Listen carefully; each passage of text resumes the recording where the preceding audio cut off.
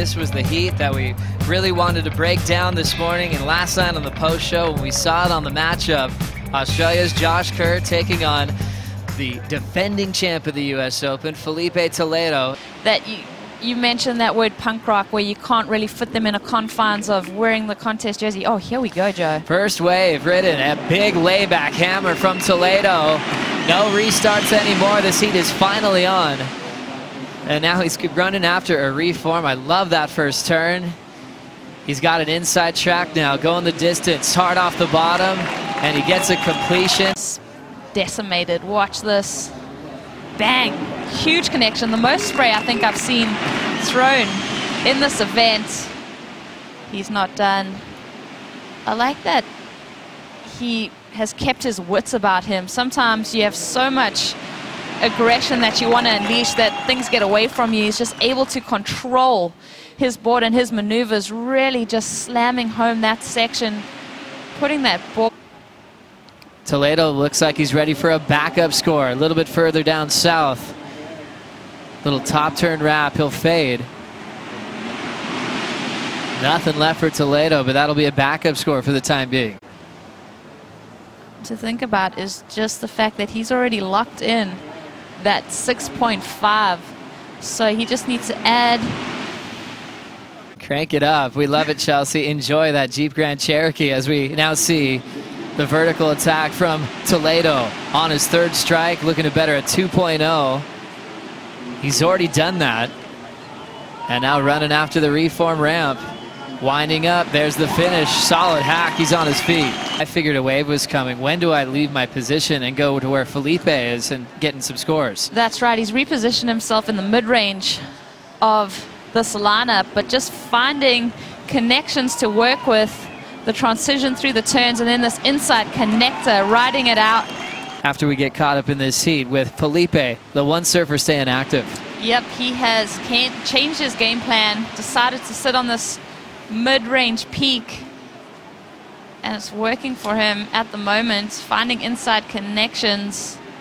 Oh, just not ready. Just a little whippersnapper, and then yeah, I always looked forward to it, and I ended up moving to this state, so it was kind of like that mid-year of the season, and if you came here and got a good result, you could spark off the rest of the year. So yeah, I always banked on this event to get a good result. With so many points on the line, there's obviously money on the line as well, qualification.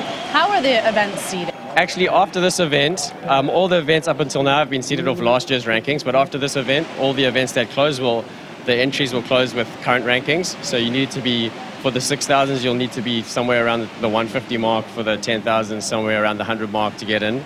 And then the Triple Crown gets a bit tougher because a lot of CT guys go in there. So yeah, this is also why this event is so important, is because the guys need to get their current rankings up to. Got the first one here to try to better a 5.67. Wait for it, Joe. Wait for it. We've been waiting all morning through 2 restarts. Filipe Toledo finds this momentum on the shorey, and then boom. That rotation of his has it on lock. Josh Kerr waited forever for this wave. How'd you like the first turn? Well, I mean, it's pretty much a setup turn, really finding that transition to hit this one off the top over here on his backhand. Smooth approach from Josh. Nothing explosive just yet, but what a way to start. I mean, we've been waiting all morning for him to get going, and then a dynamic maneuver on through the shore breaks. Toledo's already achieved first priority for 6:20 to go, so Kersey, his whole game plan's changing. No more time to wait. Into the reform. It's all setup work to set up maybe one big move. And now he's heating up off the bottom, throw tail reverse into the flats. Kersey controls it for the landing. Wave for wave, Joe. Let's see it happen. Filipe Toledo out the back behind him. Toledo now looking for a big move on the inside as well. He's got the ramp, tail high nose pick. That looked sore, Joe. He can't hang on. Mix. That's the way to do it, Joe. Just come back swinging, and that's what Josh Kerr did.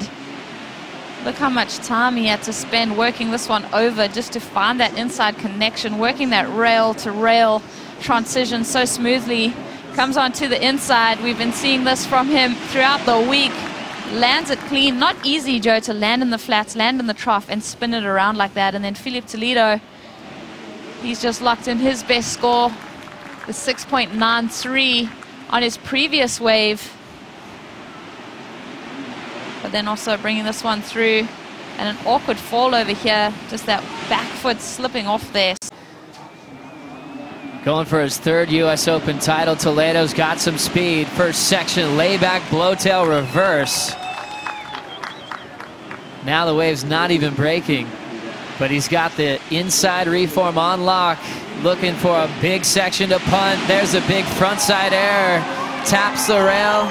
He's on his feet, but he's out the back, so just missing out on a huge finish. Press conference with the two just sitting out the back. We're finally seeing what's going down. How'd you like the rotator here? It was crazy, just the extension he had on his body, and then having that, you know, core strength to bring that board back underneath him, and then fight through to the inside here. Look how high he gets, boom. But then that wave just leaving him. Toledo doing a good job just to get started after 2 consecutive restarts, but it was impressive seeing Josh Kerr really surf an 8-minute heat and coming close to making it out. Toledo will take on Kanoa Igarashi as finals day continues. We'll bring in Chris Cote and Peter Mel for the call coming up next.